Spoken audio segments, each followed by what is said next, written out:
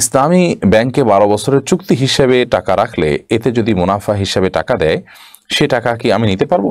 বদনজর থেকে বাঁচার উপায় কি যদি বলতেন। কোরআন শরীফ বসে বা শুয়ে পড়ার চেয়ে দাঁড়িয়ে পড়লে অনেক সওয়াব পাওয়া যায়, কতটুকু শরীয়ত সম্মত? নন মাহরাম কারো উপহার গ্রহণ করা যাবে কিনা? গোসলের ফরজ আদায় করলে কি ওযু করা দরকার হয় না? আমাদের সমাজে অনেক মানুষ বলেন যে গোসলের ফরজ আদায় করলে নাকি ওযু করা লাগে না। জুলুমকারীর খারাপ ব্যক্তির মৃত্যুর খবর শুনে খুশি হওয়া বা আলহামদুলিল্লাহ বলা যাবে কি না? কালো ছাড়া ভিন্ন রঙের বোরকা পড়লে কি গুনাহ হবে? নামাজরত ব্যক্তির কতটুকু সামনে দিয়ে মানুষ চলাচল করতে পারবে? পুরুষের জন্য বড় চুল বেঁধে রাখা জায়েজ আছে? হোমিও ওষুধ খাওয়া কি জায়েজ? প্রসবের পর পবিত্র হওয়ার সুন্নাহসম্মত পদ্ধতি কি? প্রসবের সিটা গায়ে বা কাপড়ে লাগলে করণীয় কি?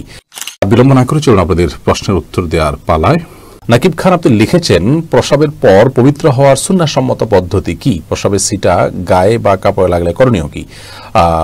পেশাব বসে করবেন যাতে করে আপনার পেশাবের ছিটা গায়ে না লাগে, এবং যদি গায়ে লেগে যায় এবং ছিটাগুলো হয় যে শুয়ের আগাতে যে পরিমাণ পানি থাকে ওই পরিমাণ ছোটো ছোটো ছিটা, তাহলে সেক্ষেত্রে অসুবিধা নেই। তারপরেও আপনি সম্ভব হলেও জায়গাটা ধুয়ে ফেলবেন বা মুছে ফেলবেন। ধুয়ে ফেলাই উচিত, ধোয়ার কিছু না থাকলে আপনি বিকল্প হিসেবে মুছে ফেলবেন। কারণ নবী সাল্লাল্লাহু আলাইহি ওয়াসাল্লাম বলেছেন, ইস্তানজিহু মিনাল বাউল, তোমরা পেশাব থেকে পবিত্র থাকো, ফাইন্না আম্মাতা আযাবুল কবর মিনহু, বেশিরভাগ আযাবের কবর হয়ে থাকে এই পেশাব থেকে পবিত্র না থাকার কারণে।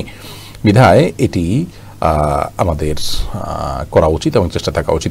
মাসুম আপনি ইন্ডিয়া থেকে প্রশ্ন করেছেন, হোমিও ওষুধ খাওয়া কি জায়েজ? হোমিওপ্যাথিক ওষুধ খাওয়া জায়েজ আছে। এখানে যে অ্যালকোহলের কথা বলা হয়ে থাকে, প্রথমত এটি বাষ্প হয়ে যায়, আর দ্বিতীয়ত এটি সেবনের ফলে যে মানুষের ভিতরে মাতলামি বা নেশা তৈরি হবে সেটা সেরকমও নয়। বিশুদ্ধ মত অনুযায়ী হোমিওপ্যাথির ওষুধ এটি সেবন করা জায়েজ আছে। এরপর মোহাম্মদ নাইম উজ্জামান আপনি লিখেছেন, পুরুষের জন্য বড় চুল বেঁধে রাখা জায়েজ আছে? পুরুষের চুল যদি অনেক বড় হয় তাহলে সেটা তো সুন্নাহ বিরোধী কাজ। পুরুষের চুল তো এত বড় হওয়ার কথা নয়, যত বড় হলে তাকে বেঁধে রাখতে হয়। বাকি জুম্মা লিম্মা অফরা, কাঁধ পর্যন্ত যে চুল রাখা যায় তিনভাবে, কান বা কাঁধ পর্যন্ত বা মাঝামাঝি পর্যন্ত, সেই চুল যদি বেঁধে সেই চুল যদি বেঁধে রাখতে হয়, বেঁধে রাখলে গুনাহ হবে না। আতিকুল ইসলাম লিখেছেন, নামাজরত ব্যক্তির কতটুকু সামনে দিয়ে মানুষ চলাচল করতে পারবে? নামাজি ব্যক্তির দৃষ্টির যে সীমানা, এটার বাইরে দিয়ে তিনি চলতে পারবেন। সাধারণত সুন্নাহসম্মত পদ্ধতিতে সালাত আদায় করলে সিজদার সীমানার দিকে তাকালে সিজদার পাশাপাশি আর সামান্য একটু জায়গা তার দৃষ্টি এরিয়াতে থাকে, তার বাইরে দিয়ে তিনি চলতে পারবেন। আফরোজা ইসলাম লিখেছেন, কালো ছাড়া ভিন্ন রঙের বোরকা পরলে কি গুনাহ হবে? না, গুনাহ হবে না। আপনি এমন বোরকা পরবেন বা এমন পোশাক পরবেন যেই পোশাক অন্য পরপুরুষের দৃষ্টিকে আপনার দিকে খুব বেশি আকৃষ্ট না করে, খুব বেশি চাকচিক্যপূর্ণ না হয়, এরকম পোশাক পরবেন। সেটা কালো হওয়াটা এখন আবশ্যক নয়, তবে খুব বেশি সেটা আপনার আকর্ষণীয় এবং খুব বেশি অন্যের দৃষ্টিকে কাটতে পারে এরকম যেন না হয়, সেদিকটা খেয়াল করবেন। সাদা হতে পারে, কালো ছাড়া অন্য কোনো সাধারণ যে কালারগুলো আছে যেগুলো খুব বেশি অন্যের দৃষ্টিকে আকৃষ্ট করে এমন না, এরকম কালার হতে পারে। সাইদা এলিজা সুলতানা লিখেছেন, কোনো জুলুমকারীর খারাপ ব্যক্তির মৃত্যুর খবর শুনে খুশি হওয়া বা আলহামদুলিল্লাহ বলা যাবে কি না? জুলুমকারী ব্যক্তি বা খারাপ ব্যক্তি, তার থেকে মানুষ মুক্তি পেয়েছে, এরকম হলে মানুষ যে মুক্তি পেয়েছে এই বিবেচনায় আলহামদুলিল্লাহ বলা যেতে পারে, শুকরিয়া আদায় করা যেতে পারে। চৌধুরী অপি আপনি লিখেছেন, গোসলের ফরজ আদায় করলে কি ওযু করা দরকার হয় না? আমাদের সমাজে অনেক মানুষ বলেন যে গোসলের ফরজ আদায় করলে নাকি ওযু করা লাগে না, কিন্তু আমি দুটোই করি। সুন্নাহসম্মত গোসল যদি করেন তাহলে আলাদা কোনো ওযু করার কোনো প্রয়োজন নেই। গোসলের ফরজ আদায় করলে ওযু লাগে না, ব্যাপারটা সেরকম না। সুন্নাহসম্মত গোসল হলে আর ওযুর প্রয়োজন নেই। সুন্নাহসম্মত ফরজ গোসল কিভাবে? গোসলের শুরুতে আপনার শরীর কিংবা কাপড়ে কোনো নাপাক থাকলে সেটা ধুয়ে ফেলে, এরপরে 2 হাতের কবজি ধুয়ে, তারপরে কুলি নাকের পানি করে, মুখ ধুয়ে, 2 হাতের কনুই পর্যন্ত 3 বার ধুয়ে, মাথা মাসাই করে, এরপরে পুরো শরীর ধৌত করে শেষে পাও দিয়ে বের হয়ে আসছেন। এটা হলো সুন্নাহসম্মত গোসল, অর্থাৎ যার শুরুতে ওযু আছে এরপর গোসল আছে, তাহলে সেক্ষেত্রে একসাথে ওযু এবং গোসল দুইটাই হয়ে গেল। আলাদা করে পরে আর ওযু করার কোনো প্রয়োজন নেই। এটি হলো সুন্নাহসম্মত গোসল। এভাবে গোসল করলে সেই গোসলটির কারণে আমরা সওয়াব লাভ করব, যেহেতু একটি সুন্নাহ আমরা আমল করেছি। ফাউজিয়া ইয়াসমিন আপনি লিখেছেন, নন মাহরাম কারো উপহার গ্রহণ করা যাবে কিনা? যিনি মাহরাম নন এরকম কেউ যদি আপনাকে উপহার দেন আর কোনো ফিতনার আশঙ্কা না থাকে, সেটা গ্রহণ করতে কোনো অসুবিধা নেই। কিন্তু উপহার এর মাধ্যমে যদি ফিতনার দুয়ার উন্মুক্ত হতে পারে এরকমটি মনে হয়, হারামের দিকে আপনারা যেতে পারেন, হারাম সম্পর্ক বিল্ড আপ হতে পারে, তৈরি হতে পারে, তাহলে সেক্ষেত্রে সেটি করা মোটেও জায়েজ হবে না। এরপরে সুমাইয়া মজুমদার লিখেছেন, কোরআন শরীফ বসে বা শুয়ে পড়ার চেয়ে দাঁড়িয়ে পড়লে অনেক সওয়াব পাওয়া যায়, কতটুকু শরীয়ত সম্মত? কোরআনে কারীম দাঁড়িয়ে পড়লে বেশি সওয়াব পাওয়া যায় এরকম কোনো কথা কোরআন বা সুন্নাহ কোথাও আছে বলে আমার জানা নেই। তবে হ্যাঁ, সালাতে যখন আমরা কোরআন তেলাওয়াত করবো সেটা অবশ্যই দাঁড়িয়ে তেলাওয়াত করব, সেটি ইসলাম আমাদেরকে নির্দেশ করেছে। তবে এর বাইরে আপনার সর্বাবস্থায় বসে পড়ার চাইতেও দাঁড়িয়ে পড়া উত্তম এমন কোনো কথা কোন থেকে কোথাও বর্ণিত হয়েছিল আমার জানা নেই। কেয়া খান লিখেছেন, বদনজর থেকে বাঁচার উপায় কি যদি বলতেন।